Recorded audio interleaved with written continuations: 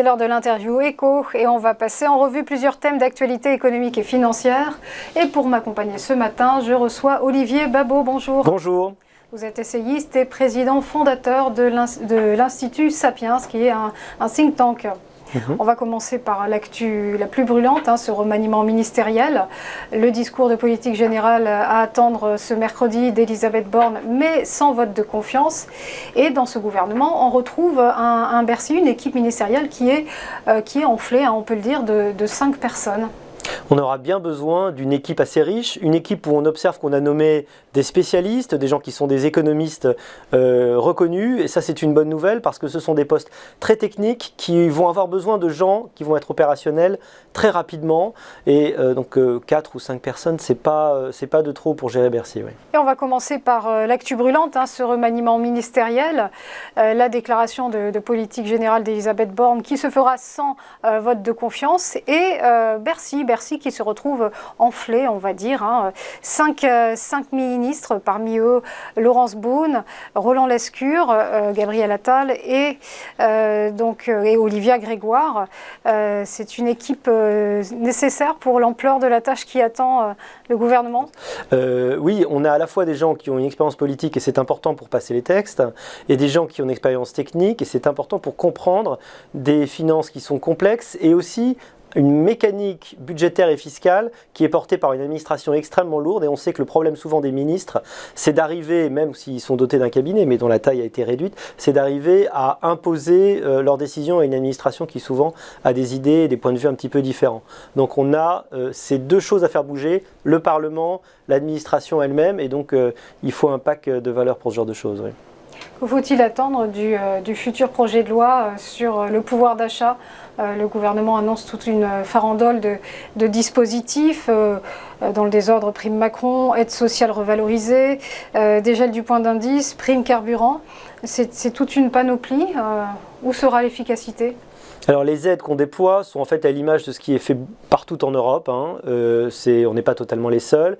Cela étant, on est encore pour moi dans le moment Père Noël, le moment des cadeaux, qui est un moment d'extinction du feu social, puisqu'on sait très bien et on comprend que les conséquences de l'inflation très forte qui s'est développée en quelques mois, les conséquences sociales peuvent être extrêmement rapides. Il n'a pas fallu grand-chose pour allumer les gilets jaunes, et la peur, c'est évidemment que ces augmentations qui touchent évidemment l'énergie pour des gens qui sont les plus modestes et ont des obligations d'aller travailler avec leur voiture, ces obligations mettent les budgets dans l'impasse, et donc ces aides, elles sont très très clairement là pour essayer de limiter ça.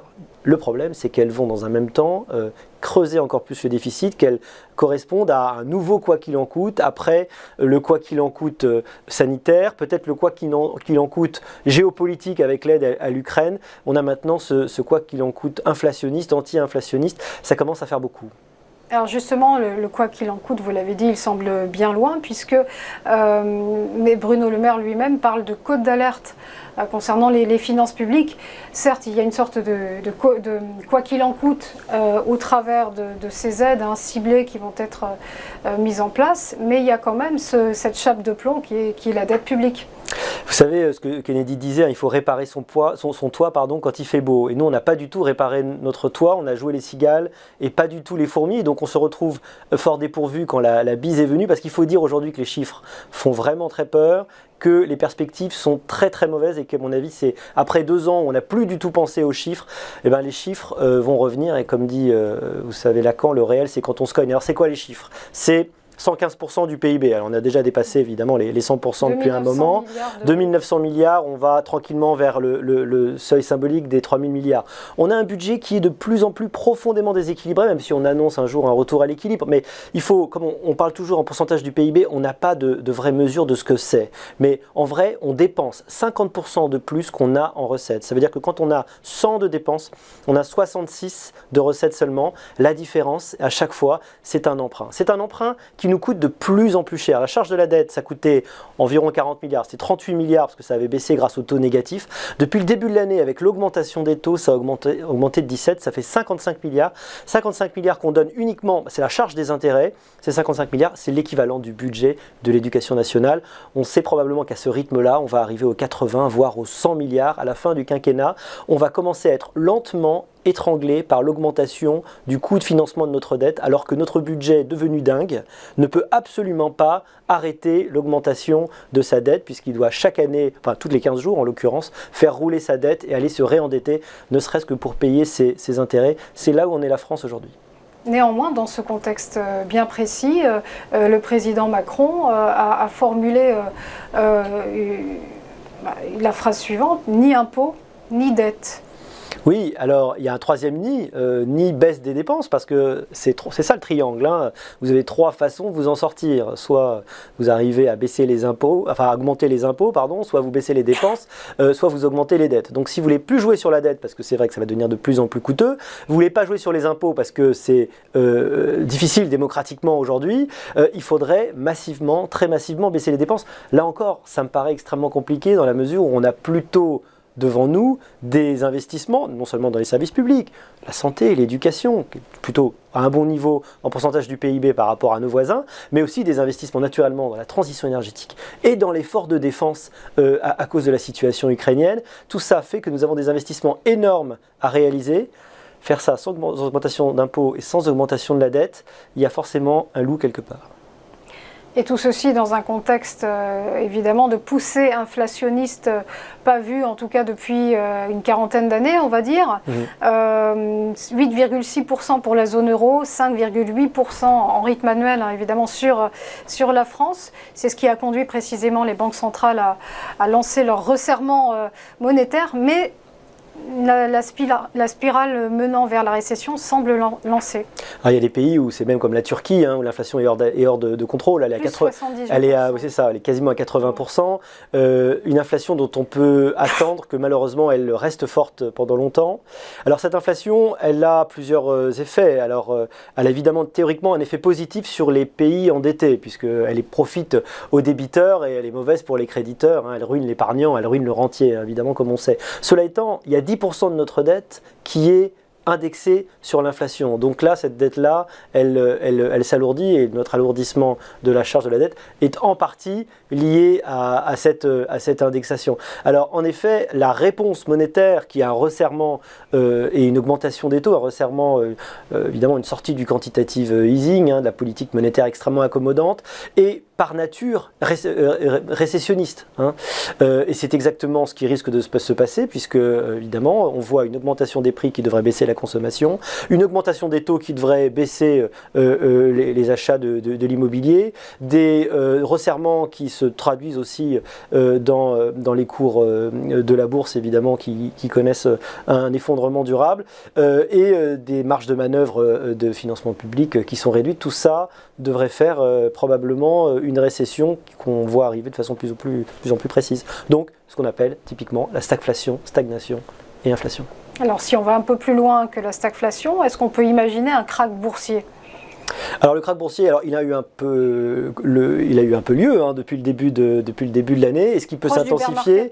Oui, voilà. On peut imaginer effectivement que ça aille plus loin si de nouveaux éléments faisaient entrevoir, par exemple, que la durabilité, que l'importance du resserrement des banques centrales était plus fort que prévu. Les banques centrales font très attention à donner des signaux plutôt doux, justement pour éviter ce genre de choses. Mais la Fed, hein, américaine, a déjà eu des actions extrêmement fortes, assez étonnantes, hein, assez inédites depuis très longtemps. Probablement la Banque Centrale Européenne, plus ou moins annoncée, n'a pas donné tous les détails, mais va finir par faire un peu la même chose. Et ce resserrement pourrait provoquer un retour de crise de dette souveraine, hein, avec un spread de taux, hein, c'est-à-dire une différence entre les taux qui sont payés à l'Allemagne, qui est le pays réputé en Europe le plus sûr, par rapport évidemment à des pays comme l'Italie ou la France. Ce spread ne va faire qu'augmenter, avec une difficulté de plus en plus grande pour ces derniers pays méditerranéens à se financer. Arrêtons-nous pour terminer sur le champ lexical employé par les banques centrales pour, on va dire, pour rassurer les opérateurs de marché. On se souvient il y a un an des propos de Christine Lagarde qui parlait d'inflation transitoire. On a vu ce qu'il en est advenu. Là récemment, c'est le mot récession. Bon, ça fait à peine un mois que Janet Yellen, la secrétaire au Trésor américaine, a commencé à utiliser le mot. Il faut toujours et en permanence rassurer Les opérateurs de marché. C'est ça qui est difficile dans ce métier de banquier central. C'est Pierre Dac qui dit la prévision est difficile, surtout quand elle concerne l'avenir. Si vous regardez les prévisions d'inflation ou de croissance d'il y a quelques mois, ça devient complètement risible aujourd'hui. On voit qu'on est rentré en quelques mois. Et l'Ukraine y est pour une bonne partie, mais ce n'est pas la seule. C'est peut-être aussi le retour du Covid, espèce de Covid long économique, la fin du multilatéralisme. On est rentré depuis quelques mois donc dans un monde vraiment profondément différent. Alors, le travail des banquiers centraux, c'est de faire très attention à leur vocabulaire car ils savent qu'ils ont des énoncés qui sont auto-réalisateurs. C'est-à-dire que s'ils parlent de crise, ils créent la crise, ils l'entraînent. Et donc, il ne faut surtout pas dire le mot, il faut être plutôt dans l'understatement, dans l'euphémisme, le contournement. Et donc, il faut savoir lire entre les lignes, c'est du vocabulaire diplomatique qui est toujours utilisé. Et quand on sait lire entre les lignes, on comprend que l'inquiétude est réelle et que l'incertitude est là. Pour en terminer, il y a quand même un terme, une expression qui a fait un petit peu peur récemment, c'est le mot économie de guerre employé par Joe Biden et par Emmanuel Macron. Là, on se cache même plus. Oui, on se demande ce que ça peut vouloir dire. Est-ce que c'est une économie qui va être pilotée par l'offre, qui va être beaucoup plus centralisée, avec aussi un endettement volontariste, puisque c'est ce qu'on a vu. Et d'ailleurs, si on prend l'exemple de la Première Guerre mondiale, une économie qui a été une dépense de guerre qui a été financée par la ruine des rentiers, avec le blocage des loyers et puis une inflation extrêmement forte, évidemment, qui fait que tous les revenus qui ne sont pas indexés sur l'inflation baissent beaucoup.